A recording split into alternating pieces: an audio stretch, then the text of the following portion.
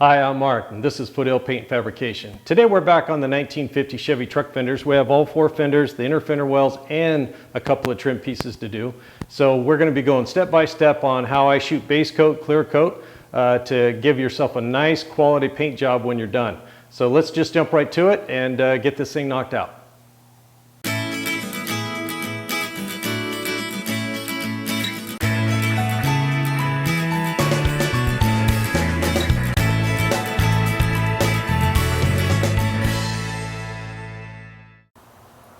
Okay, the first thing I did was I took the air hose outside and I blew myself off completely just to make sure there was no dust or anything on me, dog hair. You see Jake running around here all the time.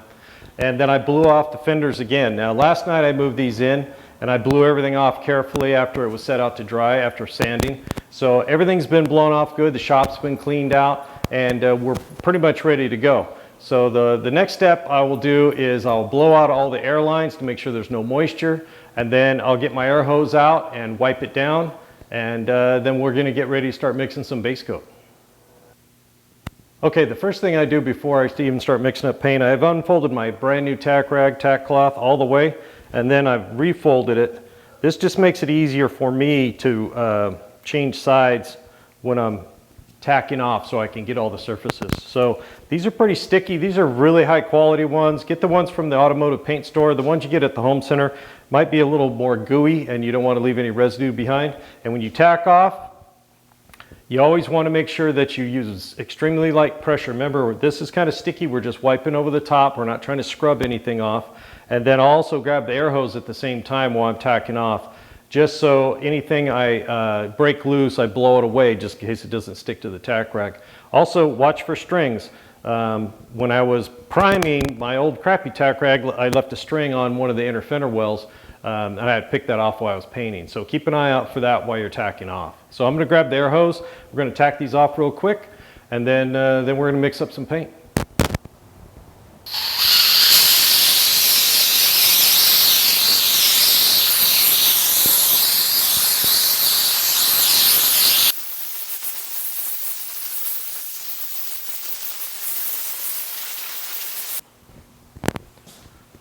Okay, we got everything tacked off. I'm going to go ahead and air out everything off again one more time. I'll put the tack rag back in its bag, and because we'll be reusing it all day.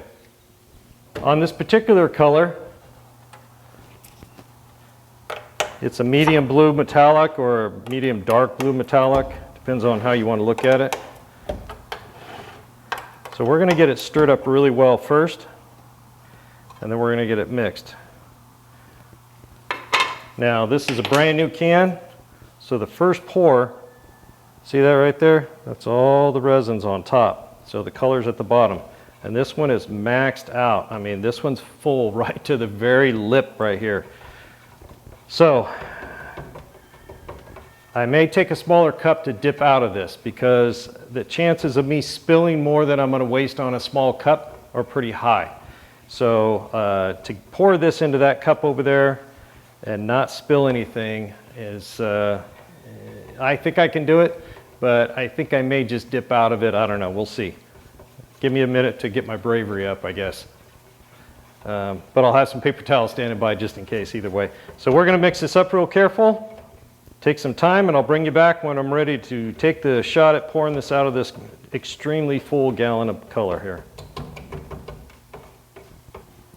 Okay, I've decided to go ahead and risk it. We're shooting for that number 5 right there, and then we'll put reducer up to there. I'll be basically making a full quart to cover these, and then we'll see where we stand. There's a lot of surface area to cover here with the inner fender wells and these big fenders. So I'm going to go ahead and mix a whole quart. It should be sufficient to what we need to do. So I'm going to go ahead and go for it. Okay, I've got my gun in my gun holder here. This is my good gun. This is one of my good guns. This is my Devil Bus. I'm running, I think, a 1.3 tip on it, and I've shot a lot of different colors and clears with this. I won't switch tips when I go to the clear. I'll run a tip that gets me in both, but I don't have to mess around or use 2 guns. So this has been a great gun for me. Very economical gun to buy. Highly recommend them. And they do a great job right out of the box. So I've mixed this several times. So when I'm pouring, I like to put the paint stick down inside here and then pour up against it. So I'm trying to do it so you can see what I'm doing. So it'll actually, and I grip the container carefully. These gloves are kind of slippery. And so what I'll do is I'll just put this up against there and just let the paint follow the stick down. And then I'll pull the stick away. And for the first coat, I'm only going to fill this about half full.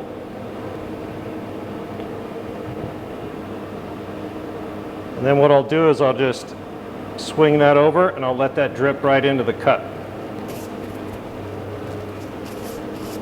So I try to keep my hands clean, so I don't want to transfer a bunch of any paint I got on my gloves onto my gun. It just makes it that much harder to clean later. So we got about half a cup here. And the reason I go with half a cup is because I'm going to spray all the hard to reach areas first. I'm going to get underneath the inner fender wells on the back side of the fenders. Everywhere else it's hard to reach, and half a cup will do that without it coming up and trying to leak out of the air hole on top of the breather. So I'm going to move the camera back out of the way. I'm going to try to do this without destroying my camera, and then and I'll get the GoPro going at the same time. So let me reposition everything and we'll start spraying some color. Okay, I've got the exhaust fan running. I've got the door partially open. I have actually a filter system for that, but I won't be using it today. It's 82, 83 degrees in here. It's 7:15, so we need to get this done. The hat is less to keep the paint out of my hair and more to keep my hair out of the paint. So I always try to wear a hat. You never know what's going to fall loose and land on the base coat or the clear coat. So we'll go ahead and put the hat on, get my respirator on, and I'm going to go ahead and do up underneath all the fender wells. I'll crawl up into there and make sure those are really coated well before I start doing the exterior portion, so I can reach up in there later and not have to worry about if I'm getting enough coverage. So I'm using my dedicated hose, the one I always use just for paint. The other hose I use for DAs and spraying primer and grinders and stuff like that. This hose only gets used for paint. It's got an extra long distance from the compressor, which reduces any moisture or debris. Has a separate water separator on it, and it does a great job for me, so I always use it.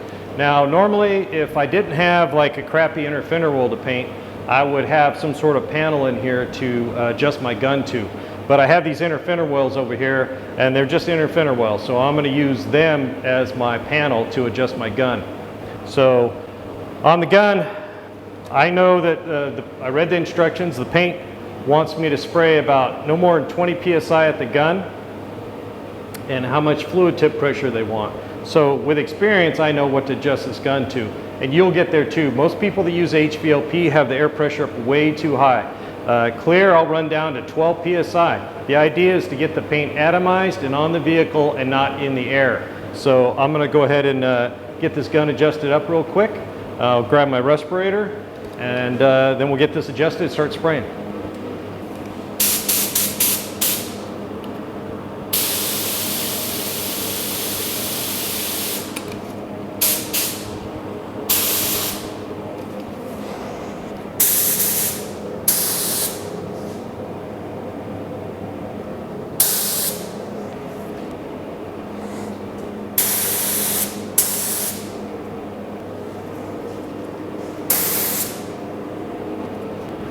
Okay, if you look at the what I sprayed my first pass, you can see it's a little heavier in the middle than it is on the edges. It's hard to tell on this uneven surface. This one's a little more even. This one a little more even, but I turned the air nozzle up and it pushed the paint farther out to the edges. So I turned up my fluid nozzle to add more material because I didn't like how much was coming out. And this is where my adjustment is right now. Now you see a nice even pattern from top to bottom, left to right, and very little blotchiness. Now that's pretty good atomization, and that's excellent coverage. That's what you're looking for. So let's spray some paint.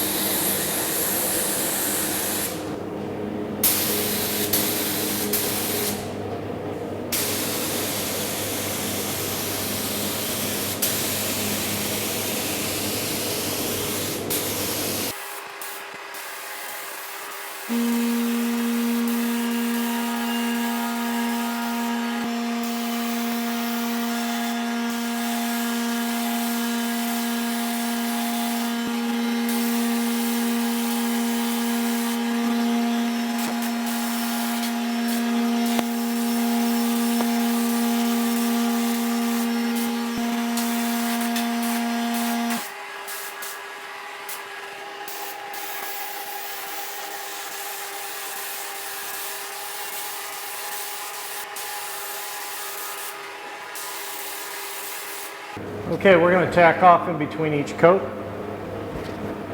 Now, let this stuff, this base coat dry hand slick. It's called hand slick. So I'll run my hand on a spot that I know won't show, like along here. So I can slide my gloved hand right over it, no problem. So what we're going to do is we're going to lightly tack this off.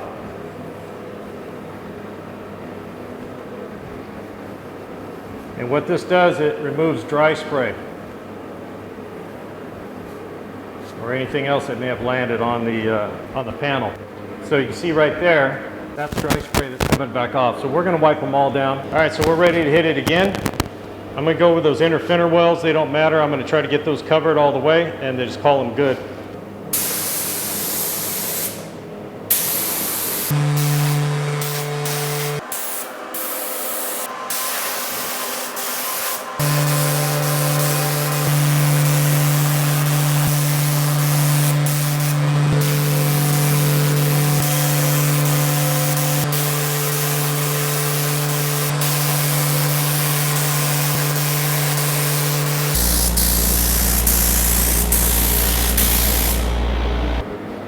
We got them covered really nicely.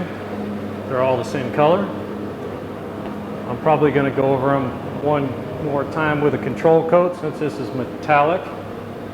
And I want to make sure they're nice and even. What I'll do is I will over thin the material a little bit.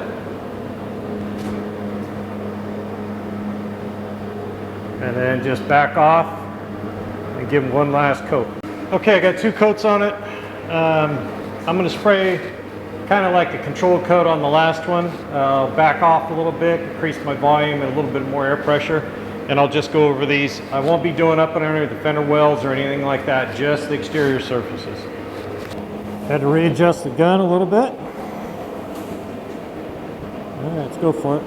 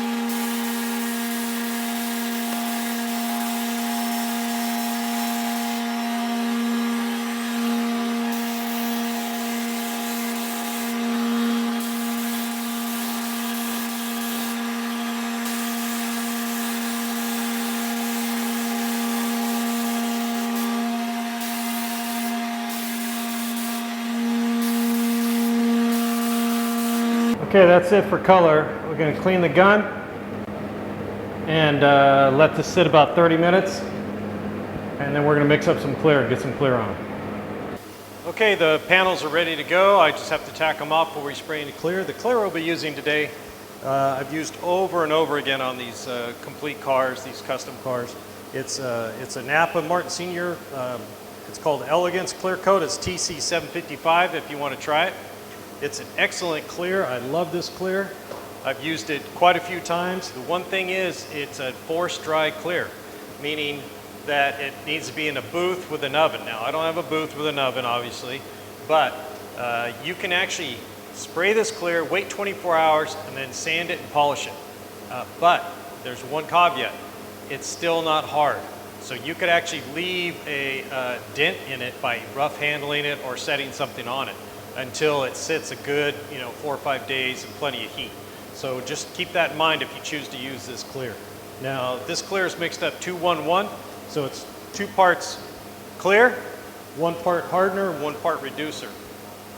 So I'm going to use my mixing cup. It's a brand new one. So we've got 2-1-1 right there. So we'll pour the clear to there, and then the reducer and the hardener to there. And I don't know how much clear it'll take. I'm thinking maybe 2 quarts should do it.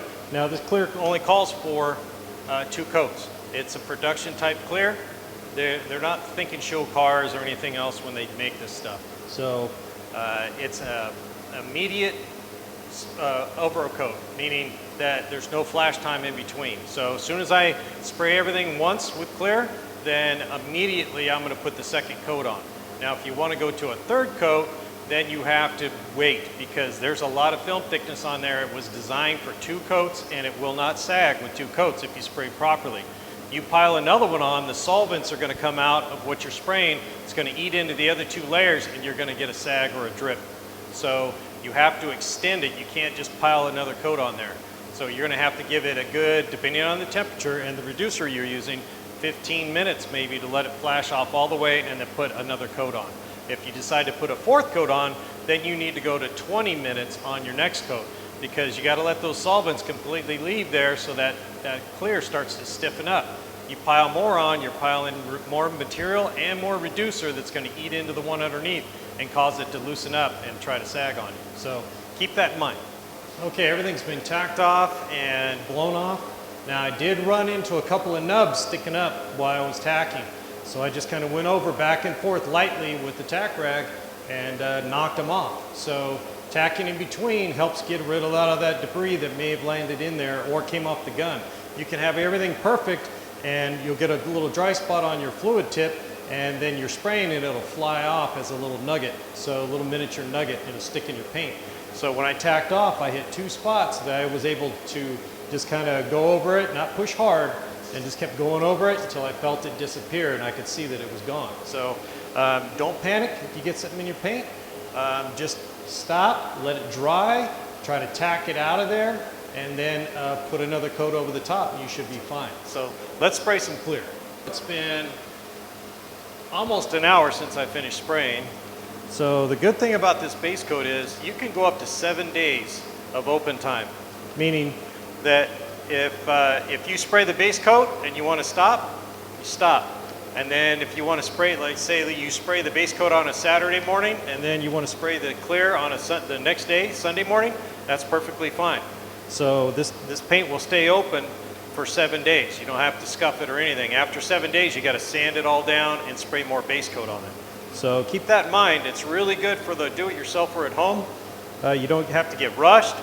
You can just spray your base coat and then get everything ready for the next day, and then come in and spray your clear the next day.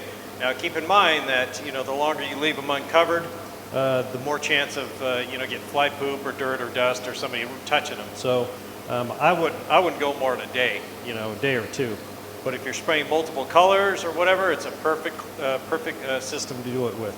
So we got this sand stirred up real good here. Going to get it in the gun. We're going to spray some clear.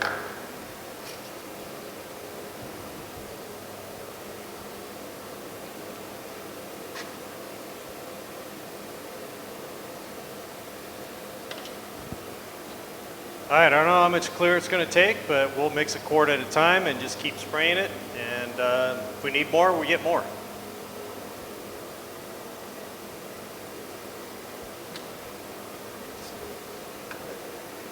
Okay, my gun adjustment, I'm going to set it a lot tighter, a much more narrow adjustment to get up inside the fender wells and everything, so I'm not blasting clear everywhere. And then I'll open the fan up a little bit and start painting everything.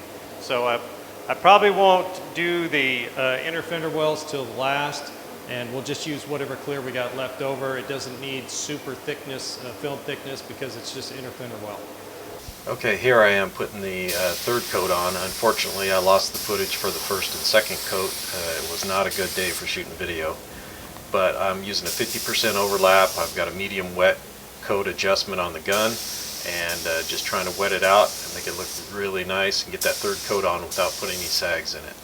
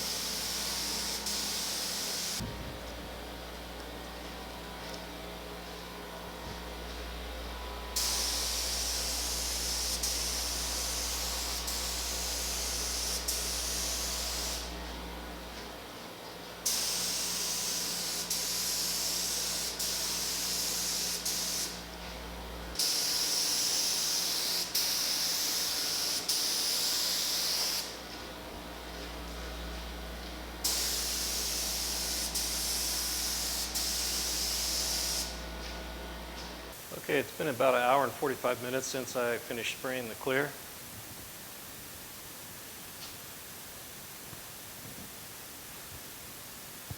Not my best work.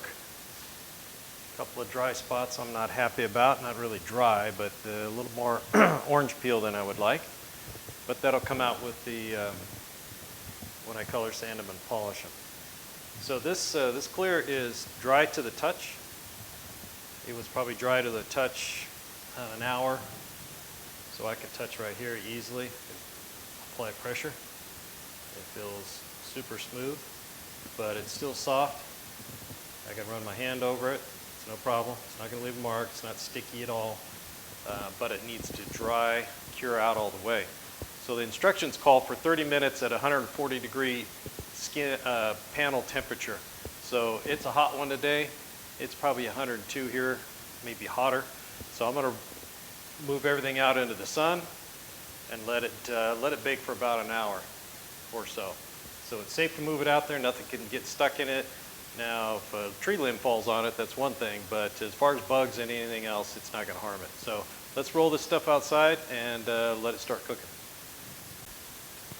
Okay, we got all the parts out here in the sun now. If you can see the color. Looks good. Front fenders came out excellent. All our body work came out really nice, and you can look right down there. No ripples. Looks good. It's a little dry right here, a little orange peel I'm not happy about, but I'll sand that out, polish it.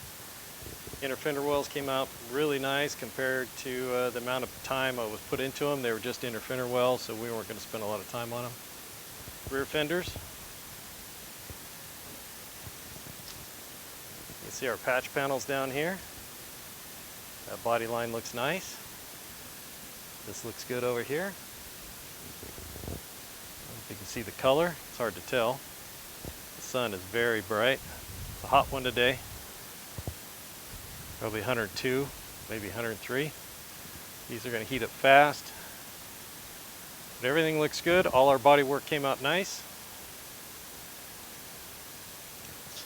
So I'm going to let this stuff all bake for a little while, and then we'll move it back inside. Okay, that just about wraps up this video on base coat clear coat. Had some technical difficulties. I apologize for autofocus. I screwed that up, and my mic was crackling a little bit, so I got to get a new one. But as far as the paint job went, came out beautifully. The color is uniform and just looks great out here in the sun. The clear laid down super smooth. Got one little dry spot right here I'm not happy about, but I'm kind of a perfectionist. But other than that, they look great. So we're going to do some color sand on these and polish on another video. But as far as this one goes, we're done. So thanks for joining me here at Foothill Paint Fabrication. Don't forget to hit the like and subscribe button and hit that bell icon so you get notifications every time I release a new video.